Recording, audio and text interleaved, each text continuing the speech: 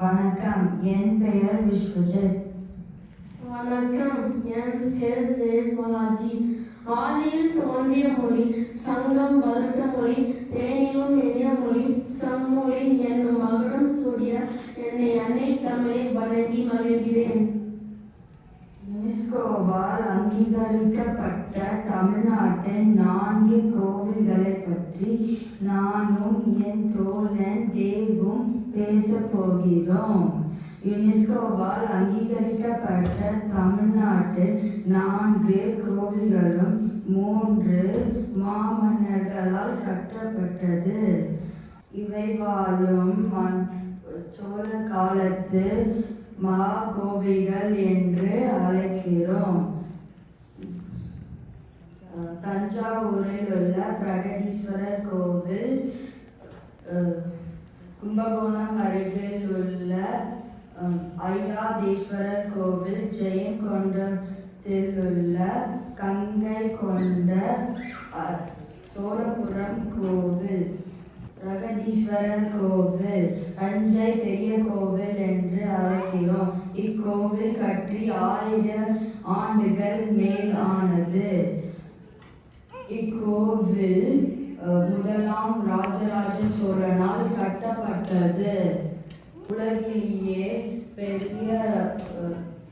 பெரிய கோவில் கோபுரம் இங்கு இருக்கிறது. 25 டன் உடைய நந்தி சிலை இங்கு இருக்கிறது. இக்கோவில் தென்னிந்தியாவின்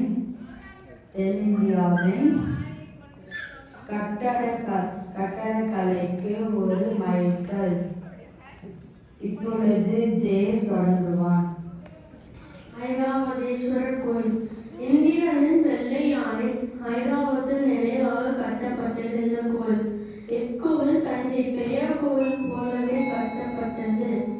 கங்கை கொண்ட சோழபுரம் கோயில் ராஜேந்திர சோழன் வம்சத்தை கைப்பற்றியது நினைவாக கட்டப்பட்டது இந்த கோவில். யுனெஸ்கோவால் அங்கீகரிக்கப்பட்ட நினைவு சின்னம் மகாபலிபுரத்தில் உள்ள நினைவு சின்னங்கள் குழு. பல்லவர்கள் 7ஆம் மற்றும் 8ஆம் நூற்றாண்டில் கட்டப்பட்டது. மகாபலிபுரத்தில் உள்ள நினைவு சின்னங்கள் அதிகமாக ஒற்றைக்கல்லால் செதுக்கப்பட்டது. பல்லவர்கள் 7 கிரானைட் கோயில்கள் கட்டினார்கள். அதில் 6 கிரானைட் கோயில்கள் கடலில் மூழ்கியது.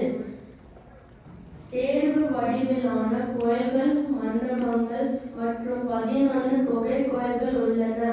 நாம் அனைவரும் இந்த கோயிலாம் சென்று பார்க்க வேண்டும். நன்றி.